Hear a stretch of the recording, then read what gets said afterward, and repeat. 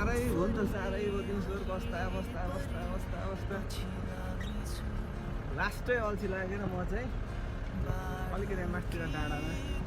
हिँडेको अलिकति खुला खालको ठाउँ भेटायो भने एकछिन बस्छु हल्का भिडियो पनि गर्छु भनेर आएको तर मेरो फोनमा चार्ज टिक्दैन आजभोलि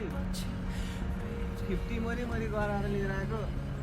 अघि 13 भएछ अब 13ले गर्दैछु हेरौँ कतिको टिक्छ चार्ज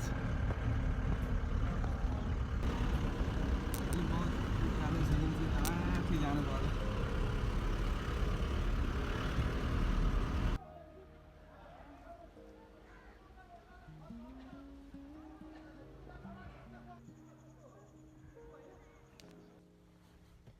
के गरौँ साथीहरू यहाँ माथिसम्म त आए टाइमै नै लाग्यो एक्लै भए पनि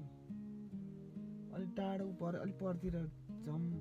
भने पनि फोनमा चार्ज छैन यसो भिडियो गरेर सर हल्का देखाउनु हुन्थ्यो एक्लै गयौँ भने चार्ज छैन फोनमा चार्ज भएको भए यसो एक राउन्ड हाल्नु पनि हुन्थ्यो अहिले घडीमा 4 पनि बज्यो अब 10-15 मिनट आधी घन्टा एकछिन बस्छु फुटसल रहेछ यहाँ माथितिर फुटसल हेऱ्यो मजा आयो ताप्लेजुङ एरियामा जिम चाहिँ कहाँ छ मलाई थाहा छैन जिम भयो यसो बेलुका यसो कहिले काहीँ छ तान्नु जानु हुन्थ्यो कसैलाई थाहा छ भने जिम यसो यहाँनिर छ है भनेर मलाई कमेन्ट गरिदिनु होला प्लिज अर्को दिन चाहिँ म जिम पनि जान्छु बेलुका कहिले काहीँ टाइम पास हुन्छ माथि आउँदाखेरि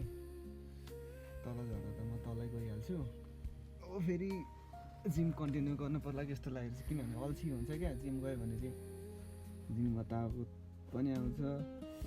टाइम पनि हुन्छ अनि जिम जानुपर्छ I'm trying to go gym regular है साथीहरू ताप्लेजुङमा जिम कहाँ छ मलाई यसो सक्छ लोकेसन मेन्सन गर्दा भने कसैले बताइदिनु होला प्लिज थ्याङ्क यू त्यही डाँडामा आइपुगेको छ अहिले फिलहाल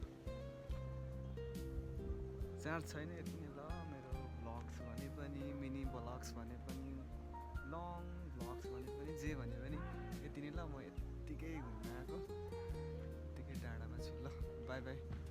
हेभ अ गुड डे